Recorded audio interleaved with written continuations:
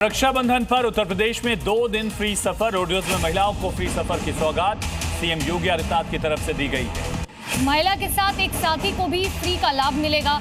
रक्षाबंधन पर विशेष बसें चलाई गई हैं। बड़ी खबर आपको बता रहे हैं, रोडवेज बसों में महिलाओं को फ्री में 2 दिन सफर सीएम योगी आदित्यनाथ की तरफ से दिया गया।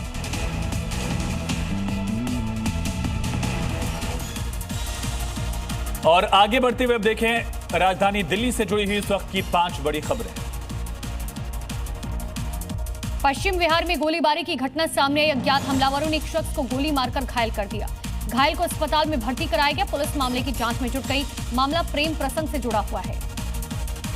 पुरानी दिल्ली में निर्माणाधीन इमारत से एक मजदूर गिरकर गंभीर रूप से घायल हो गया। मजदूर को अस्पताल में भर्ती कराया गया। पुलिस घटना की जांच में जुटी है।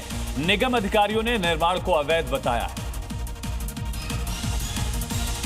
दिल्ली में H1N1 के बढ़ते हुए मामलों के बीच अस्पताल में तैयारियां तेज है। स्वास्थ्य मंत्री पंकज सिंह ने इंदिरा गांधी अस्पताल का निरीक्षण किया। उन्होंने आइसोलेशन वार्ड और इमरजेंसी में तैयारियों का जायजा लिया। मरीजों से बातचीत की।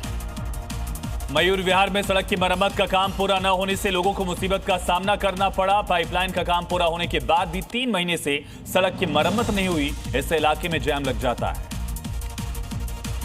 दिल्ली में प्याज के दाम घटने की उम्मीद है। सरकार की ओर से प्याज की सप्लाई बढ़ाई गई और कांदा एक्सप्रेस के जरिए स्टॉक पहुंचाया जा रहा है।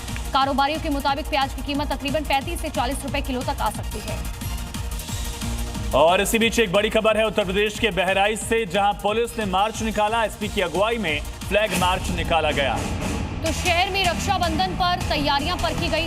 बाजारों में पुलिस ने पैदल मार्च निकाला है। बहराइच की खबर आपको बता रहे हैं, जहां पर पुलिस की तरफ से ये फ्लैग मार्च निकाला गया रक्षाबंधन पर सुरक्षा की तैयारियों को लेकर।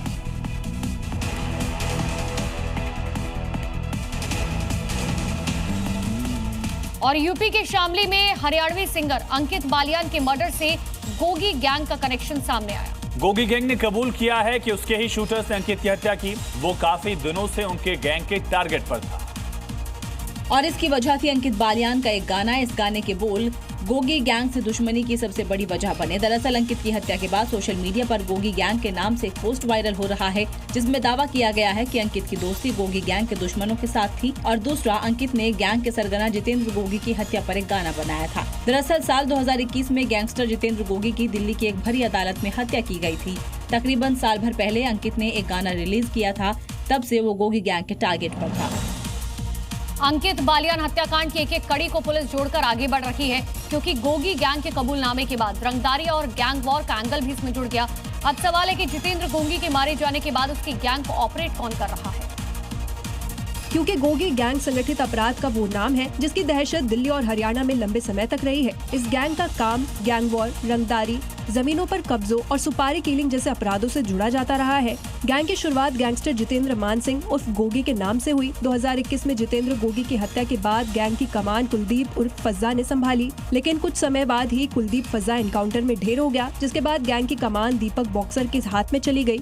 लेकिन उसकी गिरफ्तारी के बाद अब पूरे गैंग को चला रहा है। इसकी पुख्ता जानकारी किसी के पास नहीं है। हालांकि गोगी गैंग अब लॉरेंस बिश्नोई गैंग के साथ मिलकर ऑपरेट कर रहा है।